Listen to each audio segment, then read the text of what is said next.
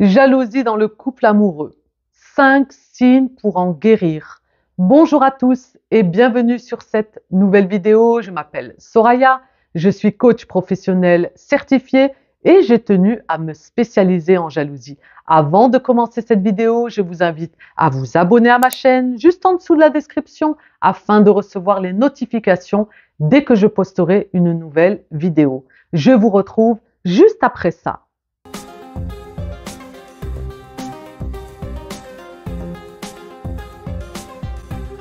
À travers cette vidéo, je vais vous apporter 5 conseils pour vous guérir de la jalousie amoureuse dans votre couple. Cette jalousie est majoritairement présente dans la sphère amoureuse. Là, on ne va pas s'en cacher. D'ailleurs, c'est une principale émotion qui va se retrouver en nous. Il ne faut pas oublier que la jalousie, c'est une émotion qui est humaine, elle est secondaire, elle est alliée à d'autres émotions. Disons, dès le départ, lorsqu'on ouvre le dialogue dans le couple, dans la sphère amoureuse, eh bien, le compagnon ou la compagne qui va dire « Moi, écoute, j'éprouve un petit peu de jalousie quand tu parles à telle et telle personne » et inversement. Il ne faut pas en jouer. Disons que dès lors où le compagnon ou la compagne en parle, ensuite, lorsque vous êtes confronté au sexe opposé, il ne faut pas rentrer dans la provocation et bien sûr, source de mal-être, votre compagnon ou votre compagne va exprimer cette jalousie et vous allez en jouer, et vous allez la provoquer et vous allez encore plus exagérer et bien sûr, il ou elle va se retrouver dans des souffrances profondes. Donc j'aime à dire là, de toute façon, si ces personnes se retrouvent dans un mal-être, dans de la souffrance, il ne faut surtout pas rester seul. Il faut absolument vous faire accompagner parce que si vous voulez, la jalousie, vu qu'elle est humaine, elle a un certain degré, c'est la jalousie concurrentielle dite normale, donc celle-ci, elle est là, elle passe à ce moment-là, ça titille un petit peu l'ego et on passe au-delà. Mais dès lors où ensuite elle va être profonde, elle va être dans le délire, elle va être dans la projection, là, on ne peut pas s'en sortir seul. Mais disons qu'il ne faut pas prendre ça à la légère parce que vous pouvez vous retrouver avec des scénarios qui se rejouent constamment dans votre vie. Le premier conseil que je peux vous donner pour vous guérir de cette jalousie dans votre couple. Bien sûr, là, je vous donne 5 conseils. Je ne vais pas vous dire que vous allez éradiquer cette jalousie dans votre couple. Néanmoins, ça va vous permettre d'atténuer un petit peu cette jalousie. Et si, ma foi, vous voulez aller un peu plus loin, je vous offre, juste en dessous, vous pouvez cliquer sur le lien et profiter d'un diagnostic personnalisé. Et nous pourrons voir ensemble votre degré de jalousie et voir également au niveau de votre estime. Donc, à travers ce premier conseil, ça va être de ne pas être dans l'agrippement, de ne pas être dans l'attachement. Il y a attachement et il y a relation amoureuse. C'est-à-dire que dans une relation amoureuse, on ne va pas être attaché à l'autre, on va l'aimer. Vous voyez, il faut faire attention avec cette grande nuance, je dirais même très importante, c'est que l'amour, ce n'est pas de l'attachement. L'amour, c'est le partage, c'est l'union, c'est la complicité, c'est l'échange, c'est la communication, c'est la liberté, c'est le respect, c'est l'engagement. Il y a des paramètres dans l'amour, mais en aucun cas, l'amour égale attachement. Attachement égale agrippement. Pour quelle raison je vous parle de l'agrippement? Parce que dans l'enfance, si vous avez bonne mémoire, je pense, eh bien, tout enfant, nous étions, si vous voulez, collés à notre mère. L'image parentale, notre mère, notre père. Et notre mère, vu que voilà, on nous a élevés, la mère, elle nous a donné le sein, elle nous a voilà enlevé les couches, etc. Elle nous a tout donné. Et bien, puis elle nous a portés surtout. Et en fait, cet attachement, cet agrippement, eh bien, nous pouvons le voir enfant lorsque on ne veut pas quitter sa mère.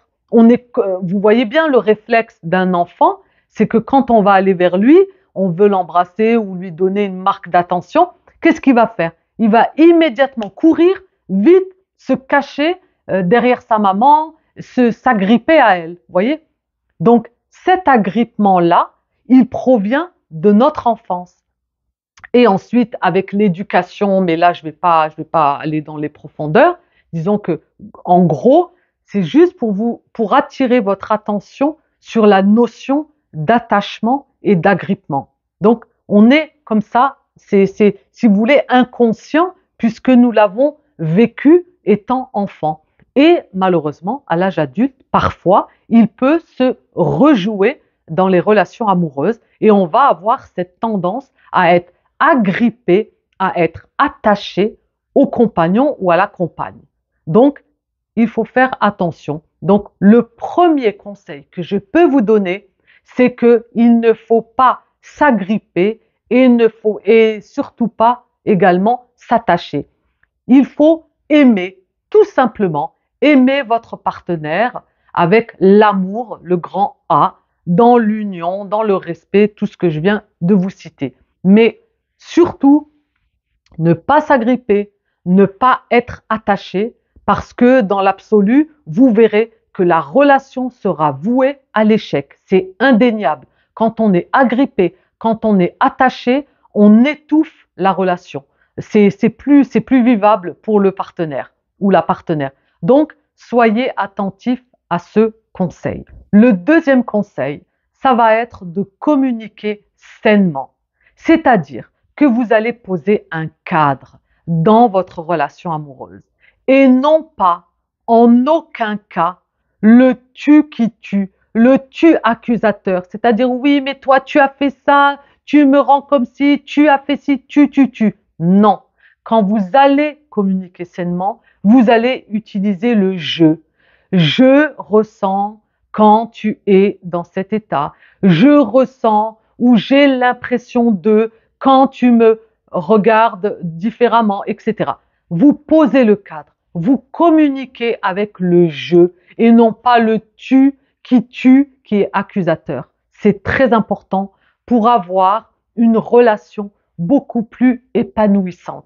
Lorsque vous allez communiquer sainement, vous allez dire simplement ce qui ne vous correspond pas, ce qui fait en sorte que vous avez ces émotions qui peuvent vous déranger, vous pouvez peut-être ressentir de la jalousie face à cette situation, face à son comportement, et là, vous allez poser le cadre, poser les choses à plat. Et en fait, votre partenaire va comprendre et sera tout à fait ouvert à la communication, à ce dialogue. Après, vous me direz, si ce n'est pas possible, il faudra peut-être trouver d'autres solutions.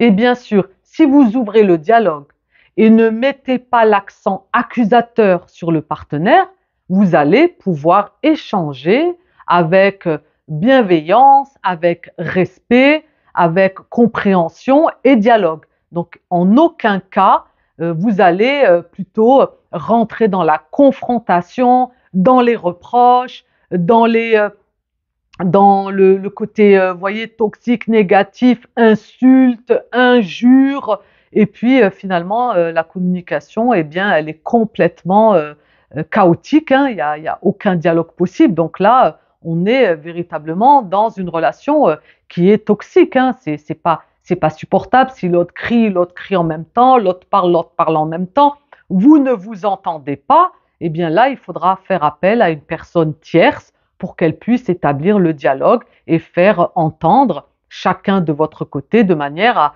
à ce que vous ayez une communication saine. Ensuite, au niveau du troisième conseil, ça va être, mesdames, messieurs, d'arrêter la surveillance, d'arrêter d'être l'agent FBI, j'aime à dire. On arrête cette surveillance parce que quand bien même, si vous réfléchissez bien, si une personne veut faire quelque chose, à votre avis, est-ce qu'elle peut le faire? Vous ne pouvez pas surveiller H24 la personne. C'est pas possible. Si la personne a véritablement envie de faire quelque chose, elle ne va pas se gêner. Et vous allez peut-être par votre comportement la pousser à faire la chose. Vous voyez, ça va faire l'effet inverse. Donc, on arrête les surveillances, on arrête d'être un agent FBI, on arrête de chercher des preuves là où il n'y en a pas, on arrête ce scénario, ce délire, cette paranoïa, et on se remet à soi et on se pose bien la question qui est très simple, c'est que si mon partenaire n'était pas amoureux de moi, il ne serait pas avec moi, tout simplement. Donc, s'il est avec moi, c'est bien pour une raison. Donc, s'il est avec moi et que moi, je passe mon temps à surveiller, à épier, à le pourchasser, à l'étouffer, à ne pas avoir de relation saine, de ne pas avoir une communication saine, eh bien, ma foi, vous allez l'aider à partir, à rompre votre relation. Vous allez juste le conforter à choisir une autre personne que vous. Vous voyez où ça peut vous amener? Donc, on arrête les surveillances, on arrête tout ça et on garde les pieds sur terre et on revient à soi et on se dit bien que si le partenaire ou la partenaire qui vit avec vous, qui partage cette relation amoureuse, qui est dans ce couple, c'est bien pour une raison, c'est parce qu'il ou elle vous aime. Le quatrième conseil, ça rejoint le troisième, c'est que là, on arrête l'imaginaire. On va essayer d'être dans la réalité, ici et maintenant.